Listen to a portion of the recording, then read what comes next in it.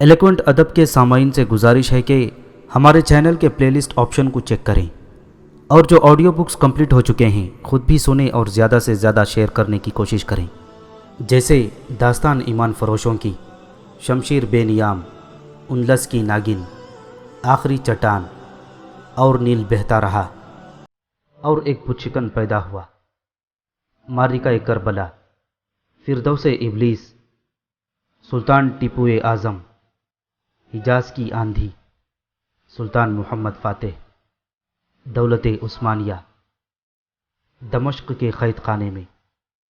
اور ضروری اپڈیٹس کے لیے ہمیں فیس بک اور ٹویٹر پر فالو کریں۔ جزاک اللہ۔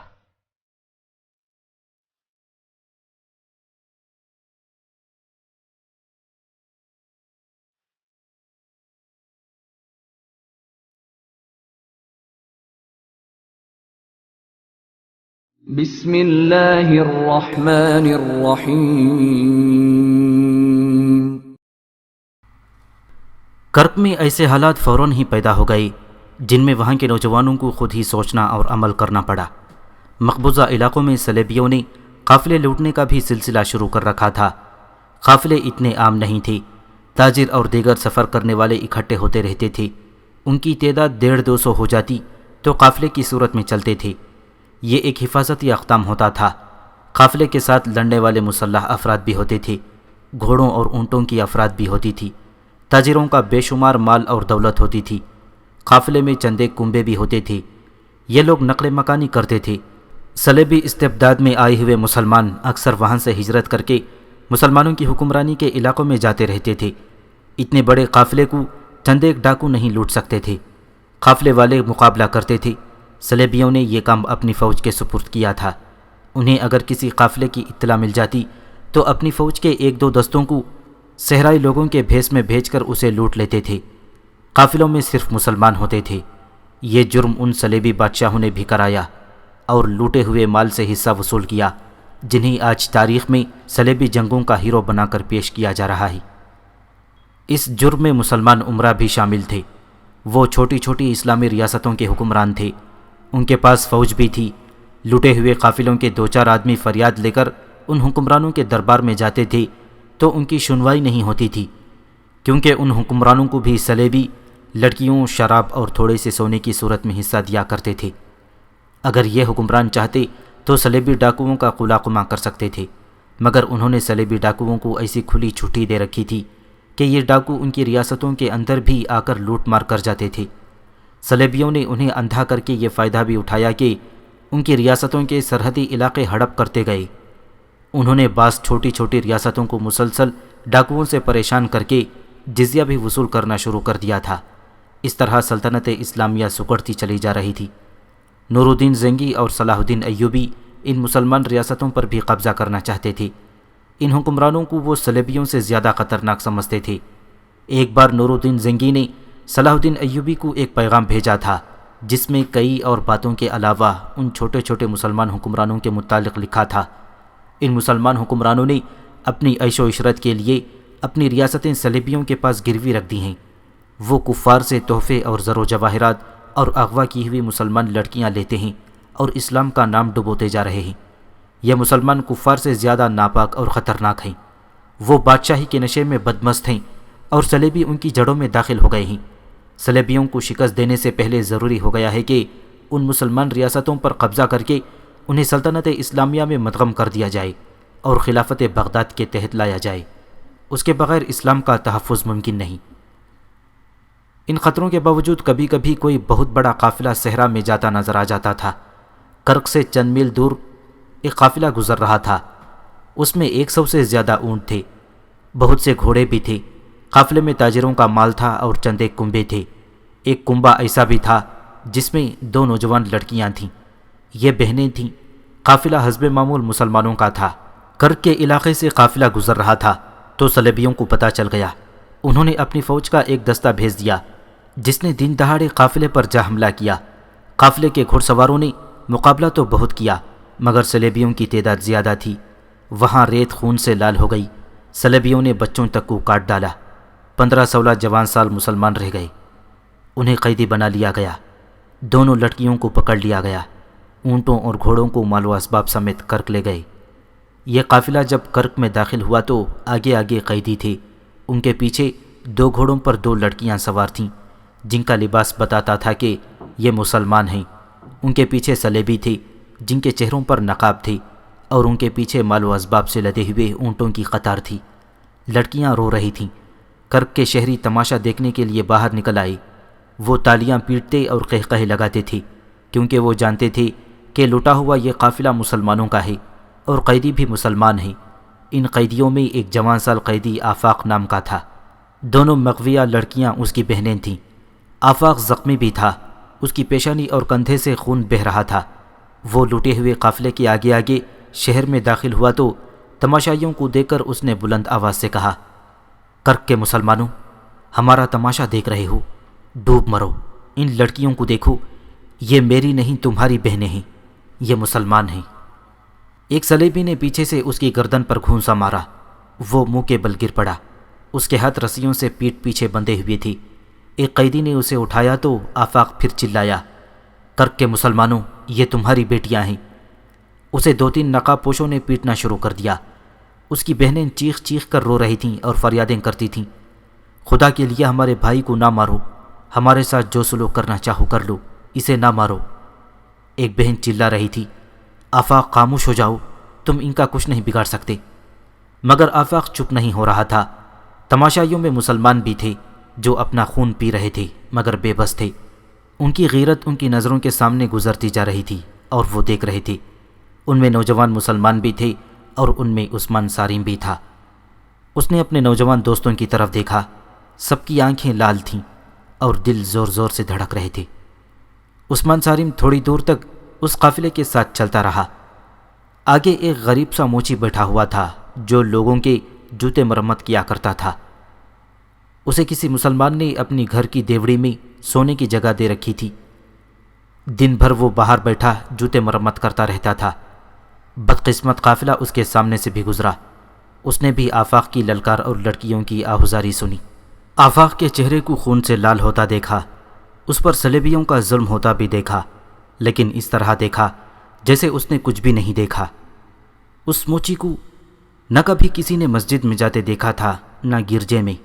وہ یہودیوں کی عبادت گاہ میں بھی کبھی نہیں گیا تھا۔ اس کی طرف وہی توجہ دیتا تھا جسے جوتا مرمت کرانا ہوتا تھا۔ اسے کبھی کسی نے بولتے نہیں سنا تھا۔ وہ قسمت کا مارا ہوا انسان تھا جسے سلیبیوں کے ساتھ بھی کوئی دلچسپی نہیں تھی اور اسلامیوں کے ساتھ بھی کوئی واسطہ نہیں تھا۔ عثمان سارم چلتے چلتے اس موچی کے قریب سے گزرنے لگا تو وہ رک گیا۔ قیدی آگے نکل گئے تھے، اونٹ جا رہے تھے۔ جب آخری اونٹ گزر گیا تو عثمان سارم نے دونوں جوتے اتار کر موچی کے آگے رکھ دیے اور اس کے سامنے بیٹھ گیا۔ موچی کسی کا جوتا مرمت کر رہا تھا۔ اس نے عثمان سارم کو سر اٹھا کر دیکھا بھی نہیں۔ عثمان نے ادھر ادھر دیکھ کر سرگوشی میں کہا، ان دونوں لڑکیوں کو آج رات آزاد کرانا ہے۔ جانتے ہو یہ لڑکیاں رات کو کہاں ہوں گی؟ موچی نے سر اٹھائے بغیر اتنی دھیمی آواز میں پوچھا کہ عثمان سارم کے سوا کوئی اور نہیں سن سکتا تھا۔ ہاں جانتا ہوں، عثمان سارم نے جواب دیا، سلیبی بادشاہوں کے پاس ہوگی، لیکن ہم میں سے کسی نے بھی وہ جگہ اندر سے نہیں دیکھی۔ میں نے دیکھی ہے، موچی نے اپنے کام میں مگن رہ کر کہا، وہاں سے لڑکیوں کو نکالنا ممکن نہیں۔ تم کس مرض کی دوا ہو؟ عثمان سارم نے ایسے لہجے میں کہا جس میں جذبات کا لرزہ اور غصہ تھا۔ کہنے لگا، ہماری رہنمائی کرو، اگر ہم لڑکیوں تک پہنچ گئے تو پکڑے گئے تو لڑکیوں کی گردنیں کاٹ دیں گے، انہیں سلیبیوں کے پاس نہیں رہنے دیں گے۔ کتنے جوانوں کی قربانی دے سکتے ہو؟ موچی نے پوچھا۔ جتنے جوان مانگو گے، عثمان سارم نے کہا۔ کل رات، آج رات، عثمان سارم نے دبدبے سے کہا، آج ہی رات برجیس، آج ہی رات۔ امام کے پاس پہنچو، موچی نے کہا۔ کتنے نوجوان؟ برجیس موچی نے سوچ کر کہا، 8۔ ہتھیار لے لو، خنجر، آتش گیر مادہ۔ عثمان سارم نے اپنے جوتے پہنے اور چلا گیا۔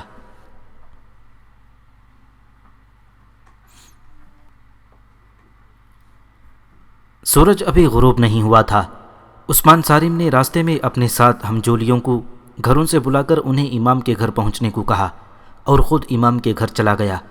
یہ اسی مسجد کا امام تھا جس میں عثمان صارم کی ملاقات پاگل سے ہوئی تھی۔ عثمان نے ہی امام کو اپنی زمین دوز جماعت کی امامت پیش کی تھی، جسے جماعت کے ہر فرد نے قبول کر لیا تھا۔ یہ لوگ کسی نہ کسی کے گھر میں مل بیٹھتے اور لائحہ عمل تیار کرتے تھے۔ اب ان دو مغویہ لڑکیوں کا مسئلہ سامنے آ گیا تو عثمان صارم نے ان کی رہائی کا ارادہ کر لیا، جو دراصل خودکشی کا ارادہ تھا۔ وہ موچی کے کہنے کے مطابق امام کے گھر چلا گیا۔ امام بے چینی سے اپنی دیوڑی میں ٹہل رہا تھا۔ عثمان صارم کو دیکھ کر وہ رک گیا اور پوچھا، عثمان، تم نے اس قیدی کی للکار نہیں سنی؟ معلوم ہوتا تھا وہ لڑکیاں اس کی بہنیں تھیں۔ میں اسی للکار پر لبیک کہنے آیا ہوں محترم امام، عثمان صارم نے کہا۔ برجیس آ رہا ہے اور میرے ساتھ دوست بھی آ رہے ہیں۔ تم کیا کرو گے؟ امام نے پوچھا۔ تم کر ہی کیا سکو گے؟ میں جانتا ہوں کہ ہماری بے شمار لڑکیاں کافروں کے قبضے میں ہیں، مگر ان دو لڑکیوں نے مجھے امتحان میں ڈال دیا ہے۔ اس نے منہ اوپر کر کے گہری آہ بھری اور کہا، یا خدا، مجھے صرف ایک رات کے لیے جوان کر دے، یا آج ہی رات میری جان لے لے۔ اگر میں زندہ رہا تو تمام عمر ان لڑکیوں کی آہوزاری مجھے سنائی دیتی رہے گی اور میں پاگل ہو جاؤں گا۔ ہمیں اپنی دانش کی روشنی دکھائیں، عثمان صارم نے کہا۔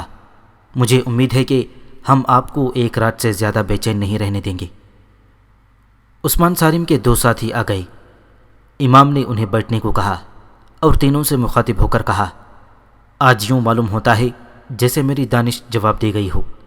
مجھے اس طرح بے قابو نہیں ہونا چاہیے، لیکن کوئی غیرت کو للکارے تو جذبے بھڑک اٹھتے ہیں، جنہیں مطمئن کرنے کے لیے جوان ہونا ضروری ہوتا ہے۔ لیکن میرے بچوں، میں بہت بوڑھا ہو گیا ہوں، مجھ میں اب برداشت کی قوت نہیں رہی۔ تم جو کچھ کرنے کا ارادہ کرو سنبھل کر کرنا۔ ایک ایک کر کے 7 نوجوان جمع ہو گئے اور ان کے فوراً بعد موچی آ گیا۔ اس نے بوری اٹھا رکھی تھی جس میں پرانے جوتے اور اوزار تھے۔ اس نے بوری پھینکی اور کمر سیدھی کی۔ وہ ہنس پڑا۔ وہ جب سیدھا ہو کر کھڑا ہوا تو کوئی کہہ نہیں سکتا تھا کہ یہ وہ موچی ہے جو دنیا کی گہما گہمی سے رشتہ توڑے ہوئے راستے میں بیٹھا جوتے مرمت کرتا رہتا ہے۔ اس وقت جب وہ امام کے گھر میں تھا اور دروازہ بند ہو چکا تھا، وہ موچی نہیں برجیز تھا، علی بن سفیان کے محکمہ جاسوسی کے ایک خفیہ شعبے کا تجربے کار اور نہایت عقل مند جاسوس۔ اس نے امام سے کہا، یہ لڑکے آج ہی ان دونوں لڑکیوں کو صلیبیوں کی قید سے آزاد کرانے پر تلے ہوئے ہیں۔ اس کام میں صرف پکڑے جانے یا ناکامی کا ہی خطرہ نہیں، بلکہ یقینی موت کا خطرہ ہے۔ ہم یہ خطرہ قبول کرتے ہیں محترم برجیس، ایک نوجوان نے کہا۔ آپ اس فن کے استاد ہیں، ہماری رہنمائی کریں۔ اگر عقل کی بات سنیں تو میں ایک مشورہ دینا چاہتا ہوں، برجیس نے کہا۔ صلیبیوں کے پاس بہت سی مسلمان لڑکیاں ہیں، ان میں سے بعض کو انہوں نے بچپن میں قافلوں اور گھروں سے اغوا کیا تھا اور انہیں اپنی تعلیم و تربیت دے کر ہمارے خلاف جاسوسی اور تمہاری کردار کشی کے لیے استعمال کر رہے ہیں۔ تم لوگ ایک ایک لڑکی کو تو آزاد نہیں کرا سکتے۔ اگر تم سب میرے فن سے فائدہ اٹھانا چاہتے ہو تو میں کہوں گا کہ 2 لڑکیوں کی خاطر تم جیسے 8 نوجوان قربان کر دینا عقل مندی نہیں، بردباری اور تحمل ضروری ہے۔ میں تحمل کو کس طرح قبول کر سکتا ہوں؟ عثمان صارم نے بھڑک کر کہا۔ میری طرح، برجیس نے کہا۔ کیا میں پیشے کا موچی ہوں؟ میں جب مصر میں ہوتا ہوں تو میری سواری کے لیے عربی گھوڑا تیار رہتا ہے اور میرے گھر میں 2 ملازم ہیں، مگر یہاں 3 مہینوں سے راستے میں بیٹھا لوگوں کے غلیظ جوتے مرمت کرتا رہتا ہوں۔ میں تمہیں 2 لڑکیوں کی آزادی کے لیے پورے کرک اور اس سے آگے کے بہت سارے علاقے کو آزاد کرانے کے لیے زندہ رکھنا چاہتا ہوں۔ برداشت کرو، انتظار کرو۔ عثمان صارم اور اس کے 7 دوست برداشت کی حدوں سے نکل چکے تھے۔ ان کی باتوں سے پتہ چلتا تھا کہ ان میں انتظار کی بھی ہمت نہیں رہی۔ وہ کسی کی رہنمائی کے بغیر ہی اس جگہ پر حملے کرنے کو تیار تھے جہاں توقع تھی کہ لڑکیاں ہوں گی۔ انہوں نے امام کی بھی باتیں سننے سے انکار کر دیا۔ آخر برجیس نے انہیں بتایا کہ اس کے 2 جاسوس اس جگہ معمولی ملازم ہیں جہاں صلیبی حکمران رات کو اکٹھے ہوتے ہیں اور شراب پیتے ہیں۔ یہ دونوں جاسوس عیسائیوں کے بھیس میں شوبی کی فتح کے بعد وہاں سے بھاگنے والے عیسائیوں کے ساتھ آئے تھے۔ انہیں یہاں نوکری مل گئی تھی اور وہ کامیاب جاسوسی کر رہے تھے۔ تم سب نے وہ عمارت دیکھی ہے جہاں وہ صلیبی حکمران جو ہماری فوج کے خلاف لڑنے کے لیے برطانیہ، اٹلی، فرانس اور جرمنی وغیرہ سے آئے ہوئے ہیں، وہ رہتے ہیں۔ اس عمارت میں ایک بڑا کمرہ ہے جہاں وہ شام کے بعد اکٹھے ہوتے ہیں، شراب پیتے اور ناچتے ہیں۔ ان کی تفریح کے لیے لڑکیاں موجود ہوتی ہیں۔ وہ آدھی رات تک وہاں ادھم مچاتے رہتے ہیں۔ تم نے دیکھا ہے کہ وہ جگہ ذرا بلندی پر ہے جہاں سے پورا شہر نظر آتا ہے۔ وہاں فوج کا پہرا بھی نہیں ہوتا۔ اس عمارت تک پہنچنا ممکن نہیں۔ کوئی عام آدمی بلکہ کوئی خاص شہری بھی اس عمارت کے قریب نہیں جا سکتا۔ میں یہ معلوم کر سکتا ہوں کہ یہ 2 لڑکیاں کہاں ہوں گی، مگر ان تک رسائی کا طریقہ صرف یہ ہے کہ ہماری فوج باہر سے ابھی حملہ کر دے۔ اس صورت میں تمام حکمران اور فوجی حکام اس عمارت سے چلے جائیں گے اور حملہ روکنے میں کامیاب ہو جائیں گے، مگر آج رات حملہ نہیں ہو سکتا۔ یہ بھی نہیں کہا جا سکتا کہ صلاح الدین ایوبی کب حملہ کریں گے۔ ضرورت حملے کی ہے، امام نے برجس سے وضاحت چاہی۔ دوسرے لفظوں میں ضرورت یہ ہے کہ اس عمارت میں جو لوگ ہیں وہ وہاں سے چلے جائیں اور لڑکیاں وہی رہ جائیں۔ اس صورت میں آپ یہ کہنا چاہتے ہیں کہ ہمارے بچے اس عمارت میں داخل ہو کر لڑکیوں کو اٹھا لائیں؟ جی ہاں، برجس نے اپنے تجربے کی بنا پر خود اعتمادی سے کہا۔ اگر شہر کے اندر کوئی بڑا ہی شدید اور خطرناک قسم کا ہنگامہ ہو جائے، کہیں آگ لگ جائے اور آگ جنگی ساز و سامان کو لگے، تو شاید حکمران اور دیگر لوگ وہاں سے نکل کر متوقع واردات پر چلے جائیں گے۔ برجس گہری سوچ میں کھو گیا۔ اس نے عثمان سالم اور اس کے ساتھیوں کو باری باری دیکھا اور کچھ دیر بعد کہا، ہاں میرے مجاہدوں، اگر ایک جگہ آگ لگا سکتے ہو تو لڑکیوں کی رہائی کی صورت پیدا ہو سکتی ہے۔ جلدی بتاؤ محترم، عثمان سالم نے بے صبر ہو کر پوچھا۔ کہاں آگ لگانی ہے؟ کہو تو سارے شہر کو آگ لگا دیں۔ تم سب نے وہ جگہ دیکھی ہے جہاں صلیبیوں کی فوج کے گھوڑے بندھے رہتے ہیں، برجس نے کہا۔ وہاں اس وقت کم و بیش 600 گھوڑے ایک جگہ بندھے ہوئے ہیں، باقی مختلف جگہوں پر ان کے قریب اتنی ہی تعداد اونٹوں کی بندھی ہوئی ہے۔ ان سے ذرا ہی پرے گھوڑوں کے خشک گھاس کے پہاڑ کھڑے ہیں۔ اس سے تھوڑا ہٹ کر فوج کے خیموں کے ڈھیر پڑے ہیں۔ وہاں گھوڑا گاڑیاں بھی کھڑی ہیں اور ایسا سامان بے شمار پڑا ہے جسے فوراً آگ لگ سکتی ہے، مگر اس کے ارد گرد سنتری گھوم پھر رہے ہیں۔ وہاں سے رات کے وقت کسی کو گزرنے کی اجازت نہیں۔ اگر تم اس گھاس اور خیموں کے انباروں کو آگ لگا سکو تو میں یقین سے کہتا ہوں کہ صلیبی حکمران ساری دنیا کو بھول کر وہاں پہنچ جائیں گے۔ گھاس، کپڑے اور لکڑی کے شعلے آسمان تک جائیں گے۔ سارے شہر پر خوف طاری ہو جائے گا۔ آگ لگانے کے ساتھ ہی اگر تم زیادہ سے زیادہ گھوڑوں کو کھول دو تو وہ ڈر کر ایسا بھاگیں گے کہ لوگوں کو کچلتے پھریں گے۔ مگر سوچنا یہ ہے کہ آگ کون لگائے گا، گھوڑے کون کھولے گا، اور آگ لگانے کے لیے وہاں پہنچا کس طرح جائے۔ فرض کر لو آگ لگ گئی، ایک نوجوان نے کہا، اور وہ عمارت بھی خالی ہو گئی، تو ہمیں کیا کرنا ہوگا؟ میں ساتھ رہوں گا، برجس نے جواب دیا۔ اس عمارت میں تم میرے بغیر نہیں جا سکو گے۔ وہاں میرے 2 ساتھی موجود ہیں، وہ مجھے بتا دیں گے کہ لڑکیاں کہاں ہیں۔ مگر یہ بھی سوچ لو کہ لڑکیوں کو اٹھا لائیں گے تو انہیں کہیں چھپانا بھی ہوگا، اور اس کے بعد کرک کے مسلمانوں پر قیامت ٹوٹ پڑے گی۔ صلیبی یقین ہی نہیں کریں گے کہ یہ مسلمانوں کے سوا کسی اور کا کام ہو سکتا ہے۔ مسلمان پہلے کتنے کچھ آرام میں ہیں؟ امام نے پوچھا۔ میں مشورہ دیتا ہوں کہ ہم یہ کام کر گزریں۔ صلیبیوں کو معلوم ہو جانا چاہیے کہ مسلمان کتنا ہی مجبور اور بے بس کیوں نہ ہو، وہ غلام نہیں رہ سکتا، اور اس کا وار جگر چاک کر دیا کرتا ہے۔ برجس تو تھا ہی کمانڈو قسم کا جاسوس۔ وہ کئی راز معلوم کر کے سلطان ایوبی تک پہنچا چکا تھا، لیکن اسے اس قسم کی تخریب کاری کا کوئی موقع نہیں ملا تھا۔ وہ ایسی شدید کارروائی کو ضروری سمجھتا تھا تاکہ صلیبیوں کو معلوم ہو جائے کہ مسلمان کیا کچھ کر سکتا ہے۔ اس نے عثمان سالم اور اس کے ساتھیوں کو سمجھانا شروع کر دیا کہ انہیں کیا کرنا ہے۔ اس سلسلے کی 2 کڑیاں بہت نازک تھیں۔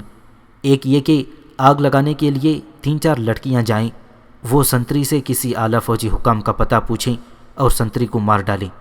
برجس نے لڑکیوں کو بھیجنے کی اس لیے سوچی تھی کہ عورت، خصوصاً نوجوان لڑکی جو تاثر پیدا کر سکتی ہے، وہ کوئی مرد نہیں کر سکتا۔ مرد شک پیدا کر سکتا ہے۔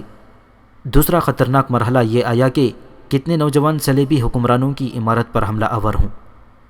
برجس اور امام نے متفقہ طور پر کہا کہ زیادہ نہ ہوں، یہی 8 ہوں تو بہتر ہے، کیونکہ زیادہ ہجوم نظر آ سکتا ہے اور کسی نہ کسی کے پکڑے جانے کا خطرہ زیادہ ہوگا۔ پھر یہ مسئلہ پیدا ہوا کہ اتنی دلیر لڑکیاں کہاں سے ملیں گی؟ عثمان سالم نے کہا کہ ایک اس کی بہن نور ہوگی۔ ایک اور نوجوان نے کہا کہ دوسری اس کی بہن ہوگی۔ باقی 6 نوجوانوں میں کسی کی بہن نہیں تھی۔ امید ظاہر کی گئی کہ یہ 2 لڑکیاں اپنی اپنی ایک سہیلی کو ساتھ لے لیں گی۔ برجیس نے ان لڑکیوں کو ان کا کام سمجھانے کی ذمہ داری اپنے اوپر لی۔ سورج غروب ہو گیا تھا۔ امام مسجد ایک طرف چلا گیا، باقی سب ایک ایک کر کے باہر نکلے۔ سب سے آخر میں برجیس باہر نکلا۔ وہ پھر وہی موچی تھا جسے کچھ خبر نہیں تھی کہ اس کے ارد گرد کیا ہو رہا ہے۔ وہ جھکا جھکا اس طرح مری ہوئی چال چل رہا تھا جیسے ساری دنیا کے رنج و غم کا بوجھ اس کے کندھوں پر گر پڑا ہو۔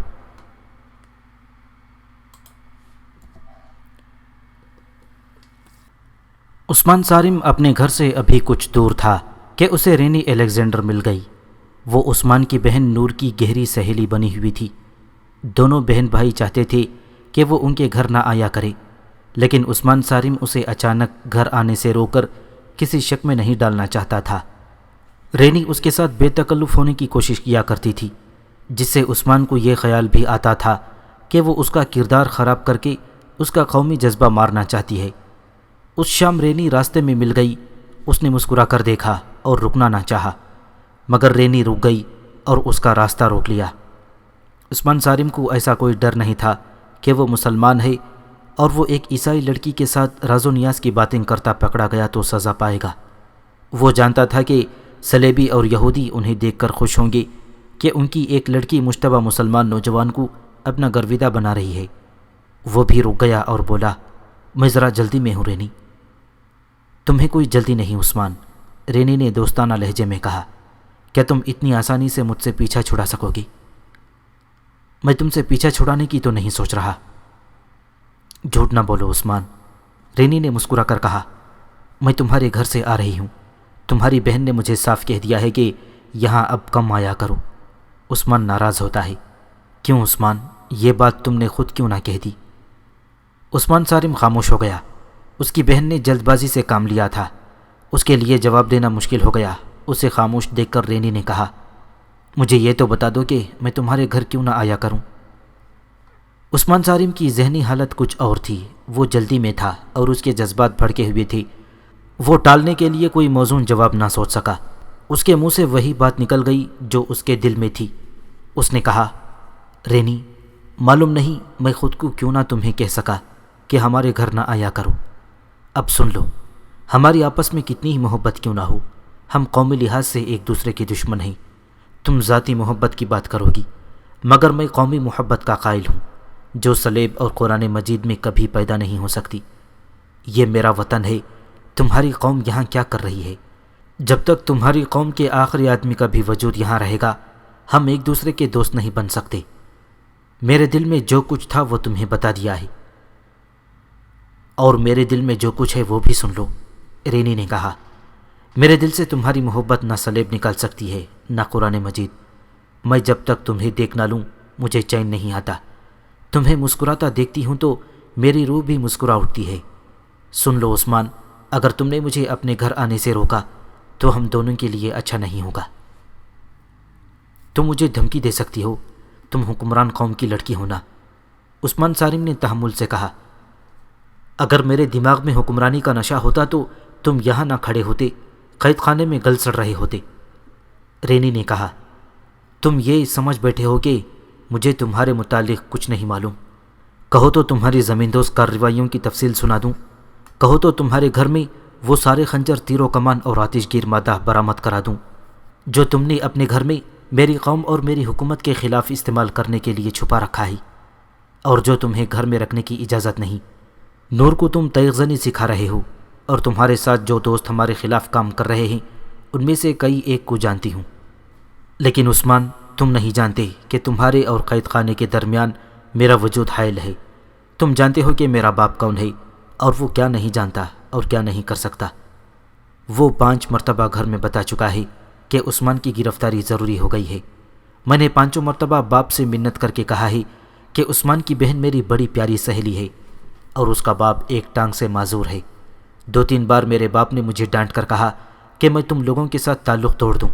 مجھے یہ بھی کہا گیا کہ عثمان اس قابل نہیں کہ اس کے ساتھ اتنی زیادہ محبت اور مروت کی جائے، لیکن میں ماں باپ کی اکیلی اولاد ہوں، وہ مجھے ناراض نہیں کرنا چاہتے۔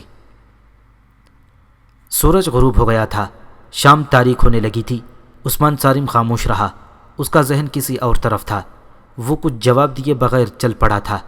ابھی 2 ہی قدم اٹھائے تھے کہ رینی نے آگے ہو کر اسے اس طرح روک لیا کہ اس کا سینہ عثمان کے سینے سے لگ گیا۔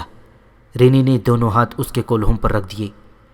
اس کے جسم سے عثمان کو ایسی عطر بیز بو آئی جو مسلمان گھرانوں میں نہیں ہوتی تھی۔ لڑکی اس کے قریب ہو گئی، اتنی قریب کہ اس کی سانسیں ٹکرانے لگیں۔ رینی کے ملائم ریشم جیسے بال جب عثمان صارم کے گالوں سے لگے تو وہ یوں تڑپ اٹھا جیسے پھندے سے آزاد ہونے کی کوشش کی ہو۔ رینی نے اسے چھوڑ دیا۔ مجھے آزاد کر دو رینی، عثمان صارم نے اکھڑے ہوئے لہجے میں کہا۔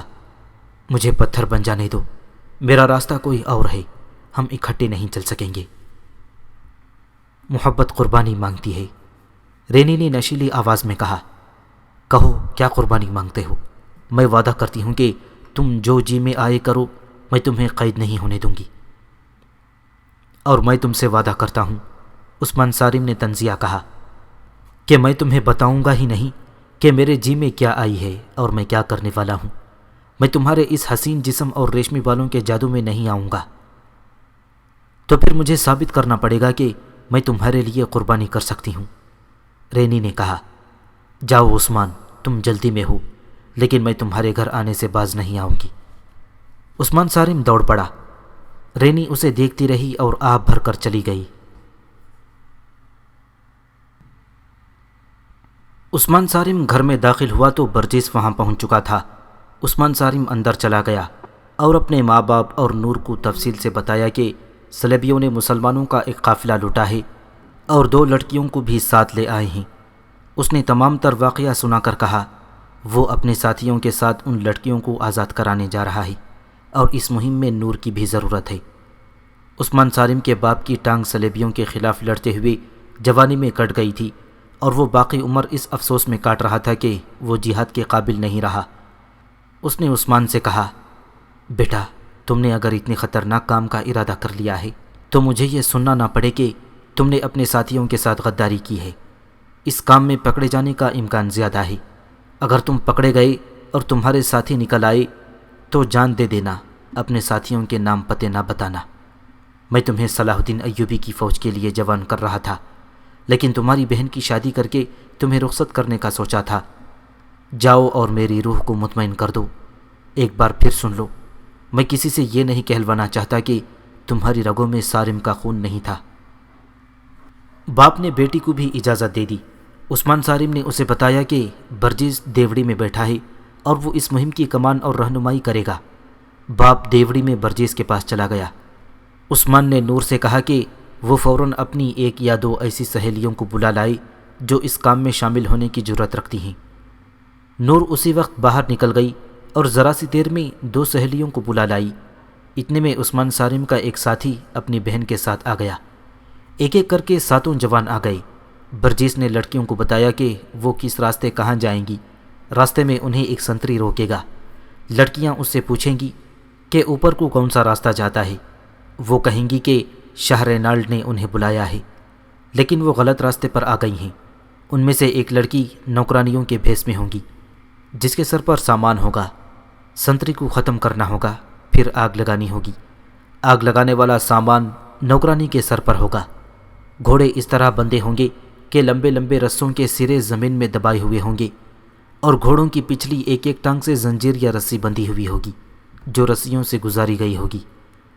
ان لمبے رسوں کو خنجروں سے کاٹ دینا ہوگا، اور چند ایک گھوڑوں کو خنجر بھی مارنے ہوں گے تاکہ وہ مزور ہو کر بھاگ اٹھیں۔ برجس نے لڑکیوں کو فوراً لباس اور حلیہ درست کرنے کو کہا اور ایک کو نوکرانی بنا دیا۔ اس کے منہ اور ہاتھوں پر مٹی اور سیاہی سی مل دی۔ پھر وہ عثمان صارم اور اس کے ساتھیوں کو ہدایت دینے لگا۔ وہ خود ان کے ساتھ جا رہا تھا۔ عثمان صارم کے باپ نے بھی انہیں کچھ مشورے دیے۔ پھر سب کو خنجر دیے گئے۔ خاصا وقت گزر گیا تھا، لیکن برجس کہہ رہا تھا کہ ابھی شہر جاگ رہا ہے۔ اس جگہ کی رونق اس وقت جاگتی تھی جب شہر سو جاتا تھا۔ تیاریوں میں وقت گزرتا رہا اور روانگی کا وقت ہو گیا۔ سب کو اکیلے اکیلے جانا تھا اور ایک طے شدہ مقام پر ملنا تھا۔ لڑکیوں کا راستہ الگ تھا۔ انہیں اندازاً وقت بتا دیا گیا تھا جب انہیں آگ لگانی تھی۔ اس وقت برجیس کی جماعت کو حملے کے مقام پر ہونا چاہیے۔ یہ بے حد نازک اور خطرناک مہم تھی جس میں وقت کی غلطی اور کسی کی کوئی بے احتیاطی سب کو ایسے قید خانے میں ڈال سکتی تھی جو جہنم سے کم نہیں تھا۔ سب سے زیادہ خطرہ لڑکیوں کا تھا کیونکہ وہ لڑکیاں تھیں۔ تصور کیا جا سکتا تھا کہ ان کے پکڑے جانے کی صورت میں ان کا کیا حشر ہوگا۔ نور نے کہا کہ پکڑے جانے کا خطرہ ہوا تو لڑکیاں اپنے خنجروں سے خودکشی کر لیں گی، وہ کفار کے ہاتھ زندہ نہیں آئیں گی۔ شہر پر خاموشی طاری ہوتے ہوتے سارا شہر خاموش ہو گیا۔ کہیں کوئی روشنی نظر نہیں آتی تھی، صرف ایک جگہ تھی جہاں رات کے سکوت کا ذرہ بھر اثر نہیں تھا۔ یہ وہ عمارت تھی جہاں صلیبیوں کی متحدہ کمان کا ہیڈ کوارٹر تھا۔ وہیں صلیبی حکمرانوں اور اعلیٰ کمانڈروں کی رہائش بھی تھی۔ یہ لوگ اس ہال میں ایک ایک کر کے آ چکے تھے جہاں وہ ہر رات شراب نوشی اور رقص کی محفل جمایا کرتے تھے۔ اس رات ان کا موضوع 2 نئی مسلمان لڑکیاں اور مال و اسباب تھا جو قافلے سے لوٹا گیا تھا۔ کسی نے پوچھا کہ یہ لڑکیاں کسی اور کام بھی آ سکتی ہیں؟ اس کا جواب ایک فوجی کمانڈر نے یہ دیا تھا کہ لڑکیاں بالغ ذہن کی ہیں، اس لیے انہیں جاسوسی وغیرہ کے لیے استعمال نہیں کیا جا سکتا۔ ایک کی عمر 16-17 سال ہے اور دوسرے کی 22-23 سال، کچھ عرصہ تفریح کے لیے استعمال ہو سکتی ہیں، اس کے بعد انہیں اپنے 2 فوجی افسروں کے حوالے کر دینا۔ ایک اعلیٰ کمانڈر نے کہا وہ ان کے ساتھ شادی کر لیں گے۔ یہ لڑکیاں ان کے ہنسی مذاق اور غلیظ باتوں کا موضوع بنی رہیں اور وہ مسلمانوں کے خلاف نفرت کا اظہار کرتے رہے۔ اس وقت لڑکیاں 2 الگ الگ کمروں میں تھیں، وہ رو رو کر بے حال ہو رہی تھی۔ دونوں کے ساتھ ایک خادمہ تھی۔ یہ ادھیڑ عمر عورتیں بڑی خرانٹ اور اس فن کی ماہر تھیں۔ وہ لڑکیوں کو نہلا چکی تھیں اور انہیں رات کا لباس پہنا رہی تھیں۔ لڑکیوں نے کچھ بھی نہیں دیکھا تھا۔ ان کے آگے ایسے ایسے کھانے رکھے گئے تھے جو انہوں نے کبھی خواب میں بھی نہیں دیکھے تھی، لیکن انہوں نے کسی چیز کو ہاتھ نہیں لگایا تھا۔ دونوں کو ایک دوسرے کے متعلق معلوم نہیں تھا کہ وہ کہاں ہے اور اس کے ساتھ کیا بیت رہی ہے۔ دونوں عورتیں انہیں بڑی ہی حسین سبز باغ دکھا رہی تھیں۔ ایک کو بتایا جا رہا تھا کہ اسے فرانس کے بادشاہ نے پسند کیا ہے جو اسے زر و جواہرات میں لاد دے گا۔ دوسری کو جرمن کے بادشاہ کی ملکہ بننے کے خواب دکھائے جا رہے تھے۔ اس کے ساتھ ہی انہیں بڑے پیار سے دھمکیاں بھی دی جا رہی تھیں کہ انہوں نے اگر ان بادشاہوں کو ناراض کیا تو وہ انہیں فوجی سپاہیوں کے حوالے کر دیں گے۔ یہ لڑکیاں صحرائی دیہات کی رہنے والی تھیں، کوئی ایسی بزدل بھی نہیں، لیکن بے بس ہو گئی تھیں، اپنے تحفظ میں کچھ بھی کرنے کے قابل نہیں رہی تھیں۔ ان کے ماں باپ اور بڑے بھائی نے ان کی عصمت کی خاطر صلیبی استبداد کے علاقے سے ہجرت کی تھی، مگر صلیبیوں کے پھندے میں آ گئیں۔ لڑکیاں پکڑی گئیں، ماں باپ مارے گئے اور بھائی قید ہو گیا تھا۔ خدا کے سوا ان کی مدد کرنے والا کوئی نہ تھا۔ وہ قید سے نکل بھاگنے کے بھی قابل نہیں تھیں۔ وہ روتی تھیں تو صرف خدا کو یاد کرتی اور خدا کو ہی مدد کے لیے پکارتی تھیں۔ اپنی عزت کے علاوہ اپنے بھائی آفاق کے لیے وہ بہت پریشان تھیں۔ اس وقت آفاق بیگر کیمپ میں تڑپ رہا تھا۔ وہ زخمی تھا اور اسے پیٹا بھی بہت گیا تھا۔ پہلے کے قیدی شام کے وقت روزمرہ کی مشقت سے آئے تھے۔ انہوں نے ان نئے قیدیوں کو دیکھا، ان کی بپتا سنی۔ ان میں صرف آفاق زخمی تھا، کسی نے اس کی مرہم پٹی نہیں کی تھی۔ 3-4 قیدیوں نے مرہم اور کچھ دیسی دوائیاں چھپا کر رکھی ہوئی تھیں۔ رات کو انہوں نے آفاق کے زخم صاف کیے اور مرہم بھر کر اوپر کپڑے باندھ دیے۔ آفاق کو اپنے زخموں کا درد محسوس نہیں ہو رہا تھا، اس کا دھیان اپنی بہنوں کی طرف تھا۔ قیدیوں سے وہ پوچھتا تھا کہ اس کی بہنیں کہاں ہوں گی اور ان کے ساتھ کیا سلوک ہو رہا ہوگا۔ اسے بتایا گیا کہ اس قید خانے کی کوئی دیوار نہیں اور انہیں بیڑیاں بھی نہیں ڈالی گئیں، پھر بھی وہ یہاں سے بھاگ نہیں سکتا کیونکہ سنتری گھوم پھر رہے ہیں، اور اگر وہ یہاں سے نکل بھی جائے تو جائے گا کہاں؟ کہیں نہ کہیں پکڑا جائے گا۔ اس کی سزا اتنی اذیت ناک موت ہوگی جس کا وہ تصور بھی نہیں کر سکتا۔ اسے بتایا گیا کہ یہاں کئی سالوں سے قیدی پڑے ہیں جو کرک ہی کے رہنے والے ہیں، لیکن بھاگنے کی جرات نہیں کرتے۔ وہ جانتے ہیں کہ وہ پکڑے نہ گئے تو صلیبی ان کے پورے خاندان کو قید میں ڈال دیں گے۔ ان تمام مجبوریوں اور خطروں کے باوجود آفاق فرار اور بہنوں کو رہا کرانے کی سوچ رہا تھا۔ اس کا جسم چلنے کے قابل بھی نہیں تھا۔ قیدی دن بھر کے تھکے ماندے بے ہوشی کی نیند سو گئے اور آفاق جاگ رہا تھا۔ لڑکیاں پکڑی نہ گئی ہوں، عثمان صارم نے سرگوشی میں کہا۔ خدا کو یاد کرو عثمان، برجس نے کہا۔ ہم اس وقت موت کے منہ میں ہیں، دل سے تمام خوف نکال دو اور خدا کو دل میں بٹھا لو۔ تمہیں دوسرے لڑکوں پر بھروسہ ہے؟ پورا بھروسہ، عثمان نے کہا۔ ان کی فکر نہ کرو، مجھے لڑکیوں کا فکر ہے۔ خدا کو یاد کرو، برجیس نے کہا۔ ہم چوری نہیں کرنے آئے، اللہ مدد کرے گا۔ اس وقت عثمان سالم اور برجیس گھر میں نہیں تھے۔ وہ اس عمارت سے جس میں مغویہ لڑکیاں تھیں اتنی دور جھاڑیوں میں چھپے ہوئے تھے جہاں سے عمارت انہیں اپنے سر پر کھڑی نظر آ رہی تھی۔ ان کے ساتھ ساتھی ان سے تھوڑی ہی دور بکھر کر انہی کی طرح چھپے ہوئے تھے۔ برجیس نے انہیں اچھی طرح بتا دیا تھا کہ کون سے اشارے پر انہیں کیا کرنا ہے۔ عثمان سالم کو ان 4 لڑکیوں کا غم تھا جو فوجی سامان اور گھاس کو آگ لگانے کے لیے گئی تھیں۔ ان میں اس کی اپنی بہن النور بھی تھی۔ اس وقت تک آگ لگ جانی چاہیے تھی۔ توقع یہ تھی کہ اگر اسکیم کامیاب رہی تو آگ کے شعلے اٹھیں گے، پھیلیں گے۔ اس عمارت سے تمام کمانڈر وغیرہ آگ کی طرف بھاگیں گے، جو ایک قدرتی رد عمل تھا، کیونکہ فوجی سامان کو آگ لگنے کی صورت میں وہ اپنی محفل عیش و طرب میں مگن نہیں رہ سکتے تھے۔ ان کے جاتے ہی ان نوجوانوں کو عمارت پر ٹوٹ پڑنا تھا، مگر لڑکیوں کو گئے بہت وقت ہو گیا تھا۔ شاید سنتری نے انہیں روک کر واپس بھیج دیا ہوگا۔ لڑکیاں ابھی سنتری تک ہی نہیں پہنچی تھیں، کیونکہ وہاں سنتری تھا ہی نہیں۔ سنتری کا نہ ہونا خطرہ تھا، کیونکہ زندہ رہنے کی صورت میں وہ انہیں آگ لگاتے پکڑ سکتا تھا۔ لڑکیوں نے سنتری کو ڈھونڈنا شروع کر دیا۔ وہ خشک گھاس کے پہاڑوں جیسے ڈھیروں کے پاس سے گزر رہی تھیں۔ اندھیروں میں انہیں خیموں کے انبار نظر آ رہے تھے۔ وہ اکٹھی جا رہی تھیں۔ انہیں ایک جگہ ڈنڈے سے بندھی ہوئی مشل کا شعلہ نظر آیا۔ وہ ادھر چلی گئیں۔ سنتری سامنے آ گیا۔ مشل کا ڈنڈا زمین میں گڑا ہوا تھا۔ سنتری نے مشل اٹھائی اور لڑکیوں کے قریب آ کر انہیں روکا۔ وہ لڑکیوں کا بھڑکیلا لباس اور سز دھج دیکھ کر مروب ہو گیا۔ ان کے ساتھ ایک نوکرانی تھی جس نے سر پر گٹھری سی اٹھا رکھی تھی۔ سنتری نے ان سے پوچھا کہ وہ کون ہیں اور کہاں جا رہی ہیں۔ معلوم ہوتا ہے ہم غلط راستے پر آ گئی ہیں، نور نے بڑی شوق ہنسی سے کہا۔ شاہ رینالڈ کا دعوت نامہ آیا تھا، ہم نے رات کو آنے کا وعدہ کیا تھا۔ ذرا دیر ہو گئی تو کسی نے بتایا کہ یہ راستہ چھوٹا ہے، یہاں تو معلوم ہوتا ہے کہ آگے گھوڑے وغیرہ بندے ہیں، ہم کدھر جائیں؟ ایک معمولی سی سنتری پر روب طاری کرنے کے لیے شاہ رینالڈ کا نام ہی کافی تھا۔ وہ جانتا تھا کہ صلیبی بادشاہ کس قماش کے لوگ ہیں۔ رینالڈ نے ان لڑکیوں کو عیش و عشرت اور ناچ گانے کے لیے بلایا ہوگا۔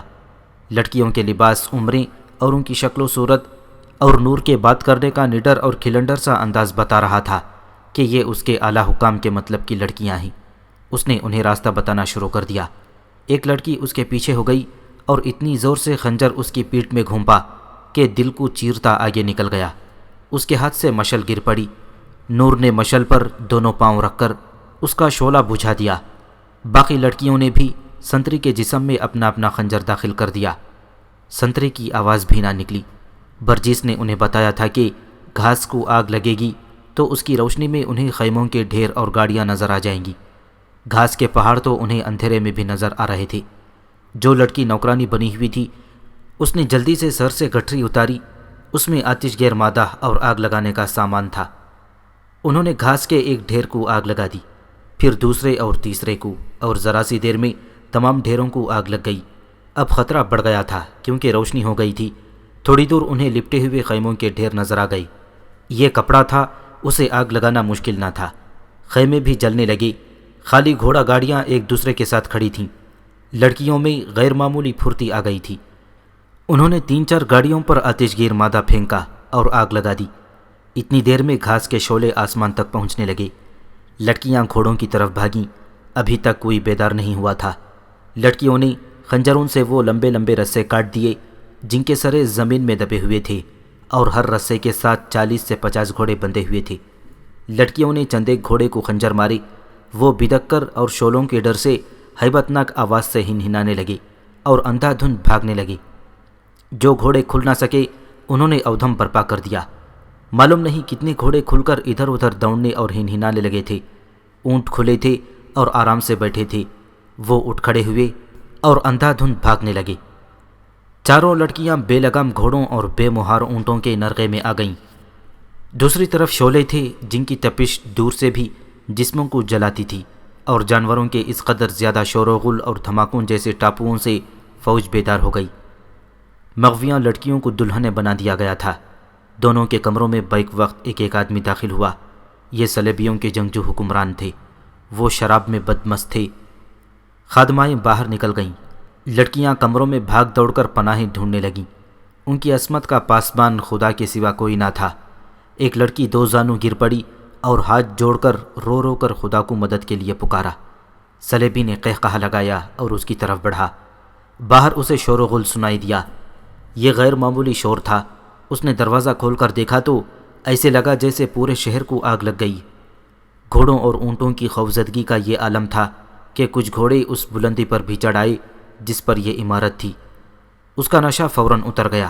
دوسرا بھی باہر نکل آیا۔ دو تین آدمی دوڑتے آئے اور گھبرائے ہوئے لہجے میں کہا کہ گھاس خیموں اور گاڑیوں کو آگ لگ گئی ہے۔ دوڑتے ہوئے جانوروں نے کئی آدمیوں کو کچل دیا ہے۔ اگر آگ شہر کو لگتی تو یہ حکام پرواہ نہ کرتے۔ وہاں فوج کا سامان جل رہا تھا اور فوج کے سینکڑوں جانور کھل گئے تھے۔ ذرا سی دیر میں تمام حکمران اور کمانڈر اور وہاں جو کوئی بھی تھا دوڑتے نکل گئے۔ وہ اپنی نگرانی میں آگ بجھانے کا بندوبست کرنا چاہتے تھے۔ اس عمارت کے ارد گرد جو مسلح پہرا تھا وہ بھی وہاں سے ہٹ گیا۔ باڈی گارڈز بھی اپنے حکام کے پیچھے دوڑتے گئے۔ برجیس نے بلند آواز سے پکارا، تم بھی چلو، اور وہ عمارت کی طرف اٹھ دوڑا۔ اس کے 8 جوان بھی دوڑ پڑے۔ ان کے ہاتھوں میں خنجر تھے۔ عمارت کے برآمدوں میں جا کر اس نے اپنے ان 2 ساتھیوں کو پکارنا شروع کر دیا جو وہاں عیسائیوں کے بھیس میں ملازم تھے۔ ان میں سے ایک مل گیا۔ اس نے برجیس کو پہچان لیا۔ برجیس نے اس سے پوچھا کہ آج جو لڑکیاں یہاں لائی گئی ہیں وہ کہاں ہیں؟ اسے معلوم نہیں تھا۔ اس نے کمرے دکھا دیے اور خود بھی ساتھ ہو لیا۔ وہاں اب سہولت یہ پیدا ہو گئی تھی کہ کوئی ذمہ دار آدمی موجود نہ تھا۔ پیچھے نوکر چاکر رہ گئے تھے جو آگے جا کر بلندی سے آگ کا تماشا دیکھ رہے تھے۔ برجیس کی اسکیم پوری طرح کامیاب تھی۔ وہ ملازم کی رہنمائی میں ان کمروں میں جانے لگے جہاں لڑکیاں ہوتی تھیں۔ وہاں برآمدوں میں کچھ لڑکیاں کھڑی تھیں۔ ان میں بعض نیم برہنہ تھیں۔ ان سے پوچھا گیا کہ آج جو لڑکیاں آئی ہیں وہ کہاں ہیں؟ انہیں بھی معلوم نہ تھا۔ آخر ایک کمرے میں گئے تو ایک لڑکی مل گئی۔ وہ کمرے میں دبکی بیٹھی ہوئی تھی۔ عثمان صارم اور اس کے بعض ساتھیوں نے اسے دن کے وقت دیکھا تھا جب ان دونوں کو لٹے ہوئے قافلے کے ساتھ لے جایا جا رہا تھا۔ برجیس کی پارٹی کے تمام آدمی نقاب پوش تھے۔ انہیں دیکھ کر لڑکی نے چیخ ماری۔ برجیس نے اسے بتایا کہ وہ مسلمان ہیں اور اسے رہا کرانے آئے ہیں، مگر وہ لڑکی اتنی ڈری ہوئی تھی کہ ان کے ہاتھ نہیں آ رہی تھی۔ انہوں نے اسے زبردستی اٹھا لیا۔ دوسرے کمرے میں اس کی بہن مل گئی۔ اس کا رد عمل بھی یہی تھا، اسے بھی زبردستی اٹھایا گیا۔ دوسری لڑکیاں جو ایک عرصے سے صلیبیوں کے پاس تھیں یہ منظر دیکھ رہی تھیں۔ وہ آدمیوں کو ڈاکو سمجھ کر ادھر ادھر بھاگ گئیں۔ مغویہ بہنیں چیخ و پکار کر رہی تھیں۔ انہیں برجیس نے غصے سے کہا کہ وہ سب مسلمان ہیں، انہیں مسلمان گھرانوں میں لے جا کر چھپائیں گے۔ بڑی ہی مشکل سے انہیں خاموش کیا گیا اور جانبازوں کی یہ جماعت وہاں سے نکل گئی۔